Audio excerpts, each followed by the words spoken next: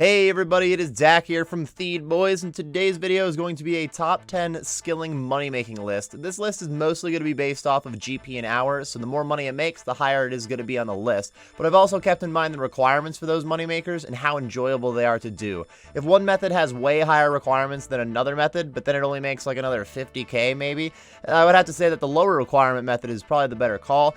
And if a money-making method is actually like a lot more fun to grind, then it should be higher up on the list. But I will admit the most fun part about money making is the money making. So for the most part, more GP an hour is going to put something higher up on the list. Before we get into the list, if you've been enjoying the videos lately or just getting some useful information out of them, be sure to click that like button and subscribe for more content. It really does help out the channel a lot, and I appreciate all the support lately, everybody.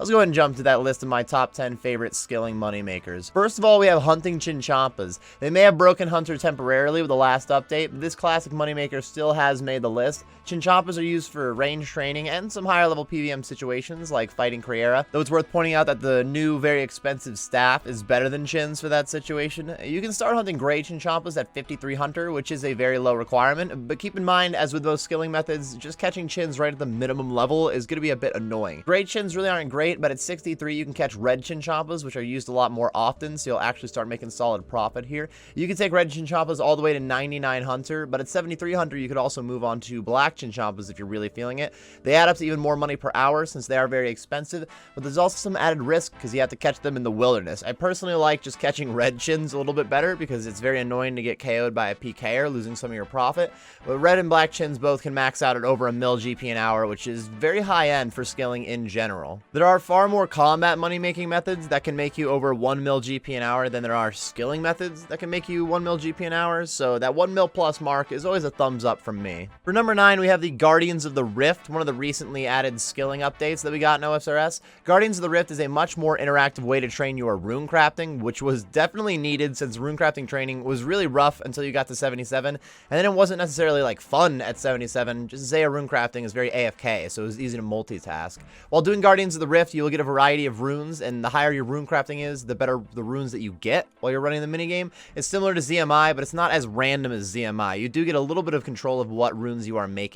Also, you get more runes after the minigame from the Rewards Guardian, and more runes equals more money. There are a few uniques that you can get from the Rewards Guardian that will help out with rune crafting within the minigame and even in the regular world. So Guardians of the Rift will make your traditional rune crafting a lot better. There's also like something to look for at the end of each round since you get to pull rewards from the Rewards Guardian. Potentially you could get a really good drop. With traditional rune crafting, maybe you could get like the Rift Guardian pet at any time, so technically there's something to look forward to there, but that is extremely rare, so it hardly counts. Really what happens with traditional rune crafting is each run is the exact same. Guardians of the Rift is fun to do. It can push upwards of a mil GP an hour at high rune crafting levels, and it benefits other money making methods, so it gets a lot of thumbs up from me. Next, we are moving back to Hunter. We have catching Implings in Puro Puro. This might be one of my more controversial picks. Before the rework of the RKS spellbook, the best way to hunt Implings was to bring a spell like Entangle. You can entangle an Impling in place for 15 seconds, giving you a chance to push through the wheat and then grab the Impling that's trying to get away from you.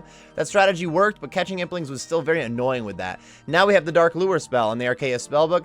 Dark Lure makes the Implings fly towards you rather than just like leaving them in place like Entangle would. I was already a fan of Impling hunting before Dark Lure came out, but Dark Lure made it so much better. You can make a good profit from fairly low level Implings like Eclectics, but then there's always the thrill of the potential Dragon Impling. You can push over a mil GP an hour with Eclectic or Dragon Implings. The Eclectics are going to be more consistent, but Dragon Implings have potential to profit even more if you get lucky enough and find a lot of them. The most annoying part about catching Implings in Puro Puro is still the amount of bots that are in there. It's one thing to have a lot of players around to compete with, but then when it's a bunch of bots, it just kind of blows. Next up, we have one of the skilling bosses, Zalcano. Zalcano is located in Prifendos, the Elven city, which means you have to complete the Song of the Elves quest to get it done. A fairly high requirement, but Zalcano is also very rewarding. Zalcano will give you mining XP, and then a little bit of smithing and rune crafting XP. Zalcano does drop a variety of runes, ores, and bars, and even has some unique drops, including the Crystal Tool Seed, which is a very nice 7 mil payday at the moment. Zalcano is very interactive compared to other mining methods, and even though it doesn't add up to a ton of XP an hour, it's one of the best money makers when it comes to the skilling bosses that Jagex has been adding to the game. Also, Zalcano pet is pretty cool. At number 6 on the list, we have a classic moneymaker, the Blast Furnace. The Blast Furnace allows you to make bars while using half the normal amount of coal required to make those bars. So for a steel bar, you would only need 1 coal. Even for a room bar, you would only need 4 coal. Not only can you make bars with half the coal, but you can make a ton of bars per hour at the Blast Furnace too. So the profit adds up very well. Making room bars at the Blast Furnace can reach 1 to 1.5 mil GP an hour, depending on the prices at the time. But that does require 85 smithing. Even at only 30 smithing, you can start making steel bars, which is going to land you like 500k to 600k GP an hour if you are cruising. This does require getting a coal bag from the Motherlode mine first. Otherwise, you can cut those expected profits in half. Getting the coal bag from Motherlode mine will also get you some ores that you could use at the Blast Furnace too for a little bit of starting cash in the account. And the Blast Furnace is great balance where it's available at like low level accounts and then it peaks over 1 mil GP an hour eventually. So there's a pretty good variety of being able to make money here. You also get pretty good smithing XP and you don't need a lot of money to get started. This method would be even higher up on the list if it were more fun, to be fair. Blast Furnace is a bit repetitive, but it is a great place to get a starting cash stack on your account. For the next method, we're going to be bumping up the GP an hour a little bit with Wrath Runes. Wrath Runes require 95 rune crafting and the completion of the Dragon Slayer 2 quests to be able to make them. Those are some pretty high requirements, to be fair, but this is a lot of money per hour for skilling. To get to that 95 rune crafting mark, it's highly suggested to go do Guardians of the Rift. That way you can get your Colossal Pouch and your Raiments of the Eye set, which allows you to get up to 60% bonus runes. Even without the Raiments of the Eye, this moneymaker can reach similar GP levels to making like rune bars at the Blast Furnace, anywhere from 1 to 1.5 mil GP an hour. But if you have the rune crafting outfit from Guardians, you can make over 2 mil GP an hour from Wrath Runes. This also lands you like 40k XP an hour in rune crafting. By the time you're 95 rune crafting, you may not care as much about leveling up, but that's still not a bad amount of XP an hour to try to finish up that rune crafting cape.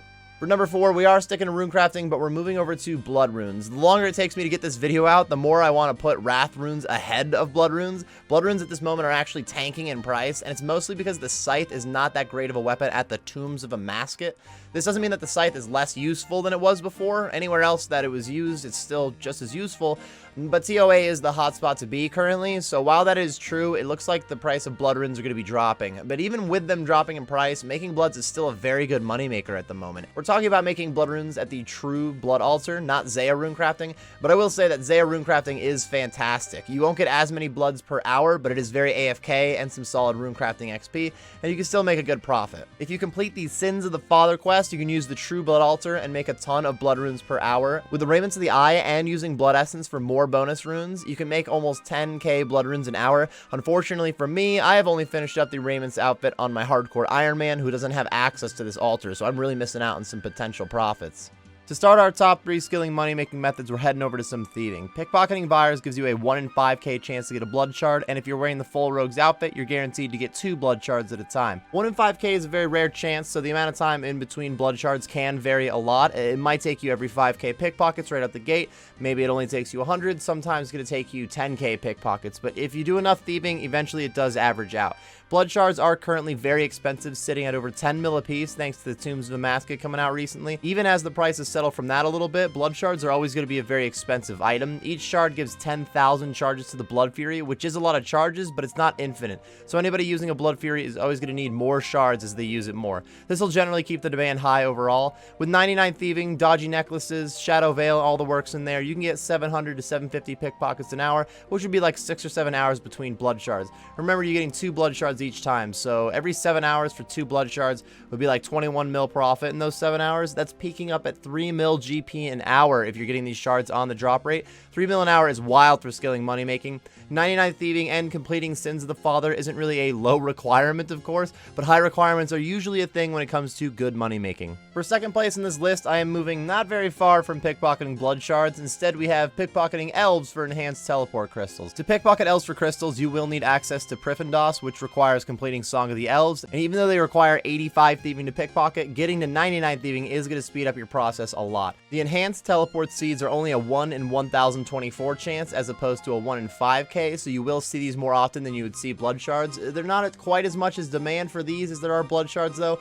Once you get an eternal teleport crystal seed, you really only need 1. It never runs out of charges, though the enhanced seeds can be broken down into 150 crystal shards, which is very nice. These seeds are currently 3.8 mil a piece, so if you're wearing the rogue's outfit and you get 2 at a time, that's just under an 8 mil payday, though the enhanced seeds can be broken down into 150 crystal shards, which is very nice. These seeds are currently 3.8 mil a piece, so if you're wearing the rogue's outfit and you get 2 at a time, that's just under an 8 mil payday. You can pickpocket an elf like 450 times an hour at a fast pace, which would be just over 2 hours per teleport crystal. These elves can drop crystal shards, coins, runes, and other valuables too, so it's not just the enhanced seed that contributes to your profit. At 99 thieving, you can land over 3 mil an hour with this skilling moneymaker, which is again is insane for skilling. Obviously that 3 mil an hour is what it averages down to though. Most hours are going to be less than that, and then some hours you're going to land those enhanced seeds, which is going to be a very nice bonus. And finally, for number 1 on my top 10 skilling moneymakers, we have the Hallowed Sepulchre. The Sepulchre does not max out at more GP an hour than the 2 previous thieving methods that we were talking about, but it is still some of the most money that you can make while skilling,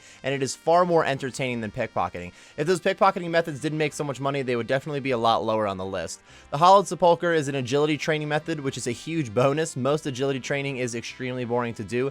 You do need to complete Sins of the Father to do the Hallowed Sepulchre, and you only need 52 agility to get started in there. You won't really start to see the good profits until 92 plus agility, to be fair. The Sepulchre is a much more interactive obstacle course for agility, and instead of just ending the course and getting maybe a mark of grace, there's a lot of coffins that can be looted on each floor, and if you loot the grand hollowed coffin at the end, you have a chance to get the Ring of Endurance, which is currently sitting at a 30.1 mil price tag. There's a 1 in 200 chance to get the ring from the grand chest. You can get up to like 6 chests an hour, maybe a 7th if you're really balling. 6 is already pretty fast though, and that's if you're never messing up. At this rate, you can see a ring every 33 hours, so the ring alone adds less than a mil an hour, just under a mil an hour GP. That means that the other loot in here is pretty good even without landing on that Ring of Endurance, but the ring is definitely a big payday. Jagex has been doing a great job at giving us more enjoyable ways to train skilling and more rewarding ways to level up, but the Hallowed Sepulchre might be the masterpiece for skilling updates. It is a huge jump from traditional lap running. It has very unique rewards. It can profit over 2 mil an hour from doing agility.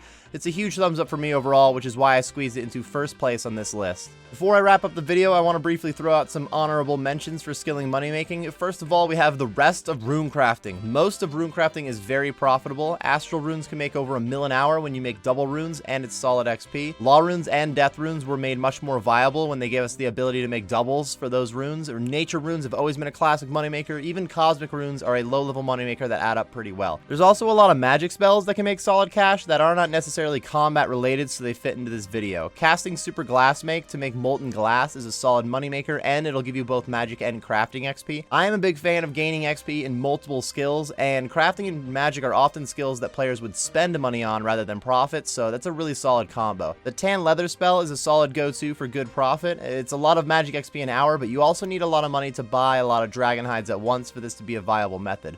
Charging orbs has always been a classic moneymaker for me, fire orbs being my favorite of the 4 options, and even high alching can make decent profit while getting mage XP, and it really requires like 0 effort. In fact, you can high alch while you're doing traditional agility. That is going to wrap it up for this top 10 skilling money-making list, everybody. If you enjoyed the video or you just got some useful information out of it, be sure to like and subscribe for more content. I do stream on Twitch, which should be linked on the screen and in the description, so if you've been enjoying the content, be sure to drop me a follow on the Twitch side of things. I am also on Twitter and have a Discord, which are linked in the description. Thank you for watching my top 10 favorite skilling money-making methods, everybody, and best of luck on your money-making grinds.